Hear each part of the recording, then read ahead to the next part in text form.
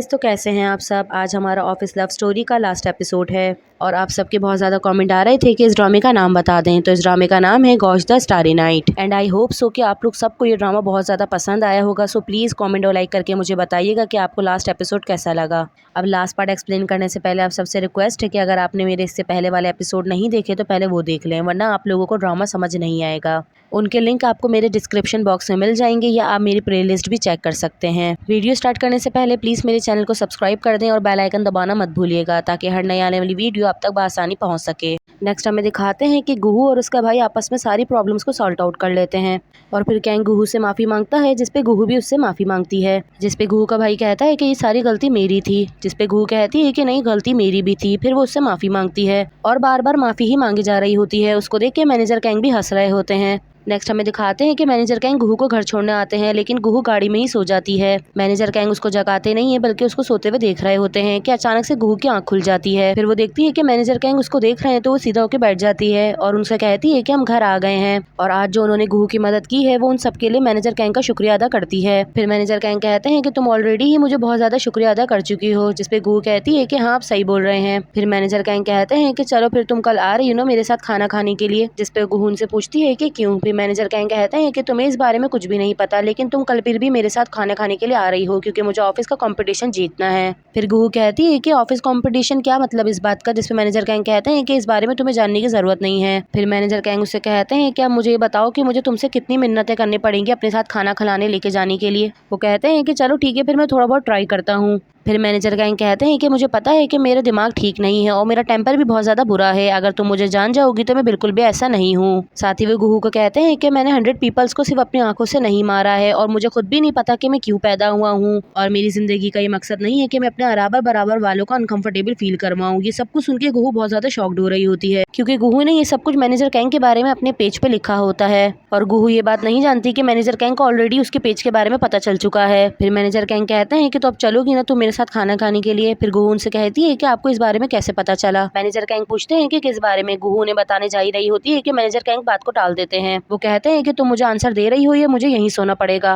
और गुहू फिर मान जाती है। फिर गुहू अपने घर पे आती है और फौरन अपना पेज ऑन करती है और सारी वही बातें लिखी होती है जो अभी मैनेजर कैंग ने उससे कही होती है और वो ये देख के बहुत ज्यादा परेशान हो रही होती है और खुद से कह रही होती है कि अब मैं क्या करूँ, अब मैं क्या करूँ। अगर मैनेजर कैंग को वाकई मेरे पेज के बारे में पता चल गया है तो ये बहुत ज्यादा गलत है। फिर खुद से कहती है कि नहीं मैं गलत सोच रही हूँ, उन्होंने ये सब कुछ नहीं पढ़ा। फिर हमें नेक्स्ट डे का दिखाया जाता है। मैनेजर कैंग अपनी गाड़ी के साथ उसका बाहर आने का इंतजार कर रहे होते हैं। इतने में गुहू आती है और वो बहुत ज्यादा प्यारी लग रही होती है। मैनेजर कैंग उसको देख रहे होते हैं। साथ ही गुहू भी अपने दिल में सोच रही होती है कि मैनेजर कैंग भी बहुत ज्यादा हैंडसम लग रहे हैं। फिर गुहू नीचे आती है और आके गाड़ी में बैठती है। वो गाड़ी में बैठने के बाद भी मैनेजर कैंग से नजरें नहीं मिला रही होती है। फिर मैनेजर कैंग पूछते हैं कि तुम इस तरह की एक्टिंग क्यों कर रही हो, तुम्हारी ड्रेस बहुत ज्यादा प्यारी लग रही है। फिर गुहू कहती है कि मुझे खुद से नफरत हो रही है, जिसपे मैनेजर कैंग कहते हैं कि इट्स ओके क्योंकि मुझे तुम पसंद हो। ये कहने के बाद मैनेजर कैंग हंसने लग जाते हैं। फिर ये दोनों एक रेस्टोरेंट के पास पहुंचते हैं। गाड़ी पार्क करने के बाद ये लोग चलते हुए आ रहे होते हैं, जिसपे गुहू मैनेजर कैंग से पूछती है आप कभी इससे पहले इस रेस्टोरेंट में आए हैं, जिसपे मैनेजर कैंग मना करते हैं। फिर गुहू पूछती है कि तो आप मेरे साथ क्यों आए हैं। फिर मैनेजर कैंग कहते हैं कि तुम वाकई बहुत अच्छे सवालात करती हो, जिसपे गुहू कहती है कि मैंने अपने बॉस से सीखा है। फिर वो उसके सर पे हाथ रखते हैं। फिर ये दोनों रेस्टोरेंट बैठते हैं तो मैनेजर कैंग पूछते हैं कि तुम क्या खाओगी, जिसपे गुहू कहती है कि कुछ भी। क्या मतलब है तुम्हारा कुछ भी, अपने लिए कुछ पिक करो। फिर गुहू को जो चाहिए होता है वो मैनेजर कैंग को बता देती है। साथ ही कहती है कि मैं राइस वाइन भी पीऊंगी। फिर वो मैनेजर कैंग को देख रही होती है तो मैनेजर कैंग कहते हैं कि क्या देख रही हो, कहीं और देखो। ये सुनने के बाद गुहू को काफी ज्यादा अजीब सा लगता है तो वो और घूर घूर के मैनेजर कैंग को देखने लग जाती है। फिर मैनेजर कैंग दोबारा से उसको यही बात कहते हैं। फिर गुहू कहती है कि मुझे नहीं पता कि हम काम पर हैं या डेट पर हैं। फिर मैनेजर कैंग कहते हैं कि अच्छा ठीक है, नाराज मत हो। फिर गुहू के पास एक मैसेज आता है और वो उसकी कुलीग का होता है और वो कहती है कि आई एम सॉरी, मैंने आपको वीकेंड पे परेशान कर दिया। कि आपको मैनेजर हियोंग की लॉकर का नंबर पता है? मैंने काफी ज्यादा ट्राई किया मगर वो खुल नहीं रहा। फिर गुहू से एक नंबर बताती है और वो टाइप करती है तो लॉकर फौरन खुल जाता है। फिर वो गुहू का शुक्रिया अदा करती है। फिर मैनेजर कैंग गुहू से पूछते हैं कि क्या हुआ, जिसपे गुहू कहती है कि नहीं कुछ नहीं, सब कुछ ठीक है,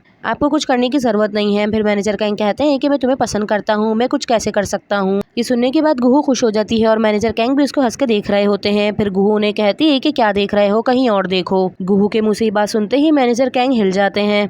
मैनेजर कैंग का रिएक्शन देख के गुहू हंस जाती है और उनके प्लेट में एक बीफ का पीस रखती है। रेस्टोरेंट से फ्री होने के बाद ये दोनों टहल रहे होते हैं, साथ ही ये दोनों बातें कर रहे होते हैं। फिर गुहू कहती है मुझे तो आप एक प्लेयर लगते हैं और ये सब कुछ आपने कहाँ से सीखा, अब ये मत कहना कि मुझे ये सब कुछ सूट नहीं करता। फिर मैनेजर कैंग कहते हैं कि मैं तुम्हें बताता हूँ कि तुम मेरे बारे में इतना कुछ नहीं जानते जितना मैं तुम्हारे बारे में जानता हूँ। हूँ। फिर गुहू कहती है क्या आप वाकई मेरे बारे में सब कुछ जानते हैं, जिसपे मैनेजर कैंग उसको बताते हैं और कहते हैं तुम्हारी बर्थडे 11 अक्टूबर को आती है और इस साल तुम 29 की हो जाओगी। तुम बस एक भाई और बहन हो और तुम्हें क्रिएटिविटी पसंद है और तुम्हें हमेशा अपने बॉस को क्रॉस करना पसंद है जिसका बहुत ज्यादा बुरा टेम्पर हो, और तुम बहुत ज्यादा अच्छी हो और जिन चीजों में मजा नहीं आता तुम उन चीजों को भी इंजॉय करती हो, और तुम सबसे ज्यादा फोकस अपनी डेट पे करती हो, और जब तुम बहुत ज्यादा गुस्से में होती हो तो स्पाइसी फूड खाती हो और उसके बाद पॉप्सिकल्स खाती हो, और जब लोग तुमसे कहते हैं कि यहाँ कोई उम्मीद नहीं है तो तुम उनकी बात नहीं सुनती, और तुम्हारा इस साल के आखिर में अपने बॉयफ्रेंड से ब्रेकअप हो गया था। ये सुनने के बाद गुहू उनकी तरफ देखती है और मैनेजर कैंग गुहू को बताते हैं कि जब तुम उसके साथ डेट कर रही थी तभी मेरा टेम्पर बहुत ज्यादा बुरा हो जाता था तुम्हारे साथ। साथ ही कहते हैं कि यहाँ पे मैं हर चीज तुम्हारे बारे में जानता हूँ, ऐसा कुछ भी नहीं कि जो तुम्हारे बारे में मुझे ना पता हो, और अगर ऐसा कुछ है तो तुम मुझे बता सकती हो क्योंकि मैं हर चीज तुम्हारे बारे में जानना चाहता हूँ। फिर मैनेजर कैंग गुहू को नीचे उतारते हैं और गुहू उनकी तरफ देख रही होती है। फिर मैनेजर कैंग गुहू से कहते हैं कि अब टाइम आ गया है कि हम डेटिंग स्टार्ट कर सकते हैं, और ये कहने के बाद वो हल्के हल्के गुहू के करीब बढ़ते हैं और उसको किस कर लेते हैं।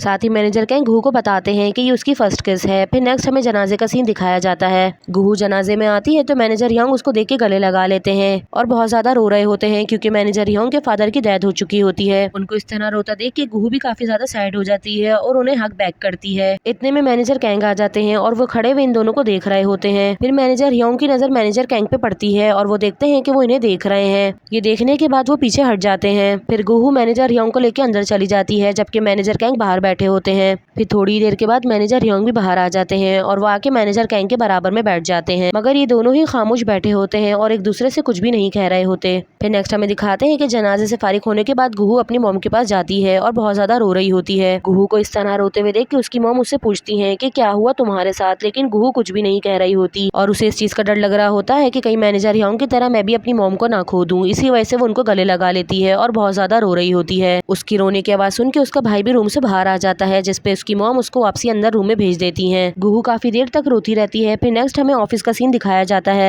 गुहू दोबारा से ऊपर से फाइल उतारने की कोशिश कर रही होती है तो वो अपने लिए चेयर लाके रखती है और उस पे खड़ी होती है फाइल उतारने के लिए, लेकिन तब भी उसका हाथ नहीं पहुंच रहा होता और वो कोशिश कर ही रही होती है कि सारी फाइल्स आपस में मिक्स हो जाती हैं और गिरने लगती हैं, लेकिन मैनेजर कैंग उन फाइल्स को पकड़ लेते हैं। और गुहू जैसे ही नीचे देखती है तो वो देखती है कि मैनेजर कैंग मेरे पास खड़े हैं और दूसरी तरफ मैनेजर योंग भी खड़े हैं। इन दोनों को देख के गुहू बिल्कुल सीधा खड़ी हो जाती है और ये दोनों भी एक दूसरे को देख रहे होते हैं। फिर मैनेजर योंग कहते हैं नीचे आओ मैं तुम्हें पकड़ लूंगा, और ये कह के वो अपना हाथ आगे बढ़ाते हैं। इतने में मैनेजर कैंग भी अपना हाथ आगे बढ़ाते हैं लेकिन वो गुहू से कुछ भी नहीं कहते।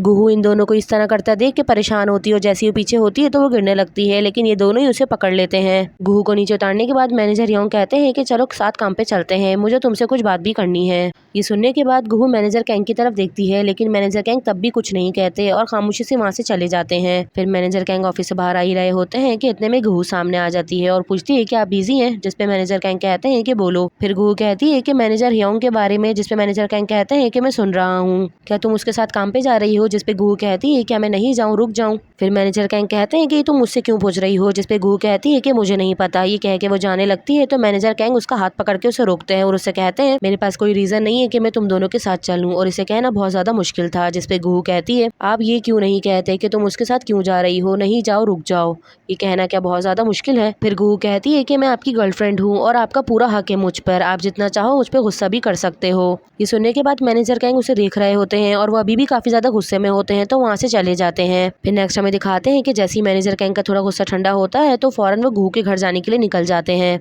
साथ ही जो आज गुहू ने उनसे कहा है वो इस बारे में सोच रहे होते हैं। फिर वो जैसे ही गुहू के घर के पास आते हैं तो देखते हैं कि मैनेजर योंग और गुहू घर के बाहर खड़े हुए हैं और मैनेजर योंग ने गुहू का हाथ पकड़ा हुआ है और इन दोनों पे लाइट पड़ने की वजह से ये दोनों भी मैनेजर कैंग को देख लेते हैं। मैनेजर कैंग काफी ज्यादा जेलस होते हैं तो वो फौरन गाड़ी से उतर के नीचे आते हैं और उन दोनों के पास आके खड़े हो जाते हैं और ये तीनों ही एक दूसरे को देख रहे होते हैं। फिर नेक्स्ट हमें ऑफिस का सीन दिखाया जाता है। मैनेजर योंग लिफ्ट में जा रहे होते हैं कि मैनेजर कैंग लिफ्ट को रोक लेते हैं और ये दोनों ही एक साथ आके खड़े हो जाते हैं। ये दोनों ही एक दूसरे से बात करने की कोशिश कर रहे होते हैं लेकिन दोनों को ही समझ में नहीं आ रहा होता कि हम कहाँ से बात को स्टार्ट करें, और ये हमें ड्रामे में कुछ टाइम के बाद का दिखाया जाता है और इन दोनों की प्रॉब्लम्स काफी ज्यादा सॉल्ट आउट हो जाती हैं। फिर इतने में लिफ्ट खुलती है तो गुहू और उसकी फ्रेंड लिफ्ट के बाहर खड़े होते हैं और ये दोनों हंसते हुए इन दोनों को देख रहे होते हैं। फिर नेक्स्ट हमें दिखाते हैं कि गुहू काफी ज्यादा अच्छे से तैयार हुई होती है और वो एक पीसफुल प्लेस पे आई होती है और वो वहाँ पर आने के बाद किसी को ढूंढ रही होती है। फिर गुहू अपना मोबाइल निकालती है और कॉल करने लगती है लेकिन कॉल मिल नहीं रही होती। फिर वो मोबाइल नीचे रख के सोचने लग जाती है। फिर इतने में पीछे से मैनेजर मैनेजर कैंग की आवाज़ आती है और जैसी गुहू पीछे मुड़ के देखती है तो मैनेजर कैंग उसे अपना मोबाइल दिखाते हैं और हंसने लग जाते हैं। फिर गुहू भी उन्हें देख के बहुत ज्यादा खुश होने लगती है। फिर नेक्स्ट हमें पास्ट का दिखाया जाता है जिसमें मैनेजर योंग गुहू के घर के बाहर खड़े होते हैं और इतने मैनेजर कैंग आ जाते हैं।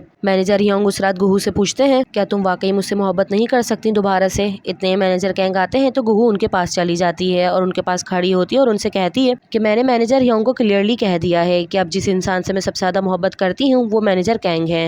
ये सुनने के बाद मैनेजर योंग वहाँ से जाने लगते हैं। फिर गुहू मैनेजर कैंग से कहती है कि मैं आपको चाहती हूँ। ये सुनने के बाद मैनेजर कैंग उसे गले लगा लेते हैं और गुहू की ये बात सुन के मैनेजर कैंग बहुत ज्यादा खुश हो रहे होते हैं जबकि मैनेजर योंग बहुत ज्यादा रो रहे होते हैं। फिर वापसी से हमें प्रेजेंट का सीन दिखाया जाता है। मैनेजर कैंग आगे चल रहे होते हैं और वो गुहू को हाथ देते हैं। फिर ये दोनों बहुत ज्यादा खुश होते हैं और एक दूसरे को हंसते हुए देख रहे होते हैं। फिर गुहू मैनेजर कैंग का हाथ पकड़ती है और खुशी खुशी उनके साथ जाने लगती है। यहीं पर ही हमारे ड्रामे का एंड होता है। आई होप सो कि आप लोगों को ये स्टोरी पसंद आई होगी। सो प्लीज कमेंट और लाइक करना मत भूलिएगा और मुझे बताइएगा कि आप लोगों को ये ड्रामा कैसा लगा। आप लोग के लाइक और कमेंट करने से मुझे बहुत ज्यादा मोटिवेशन मिलेगी जिससे मुझे पता चलेगा कि मेरा वर्क आप लोगों को अच्छा लगा। चले जी, अब हम आपसे नेक्स्ट स्टोरी में मिलेंगे। तब तक के लिए bye bye and thanks for watching.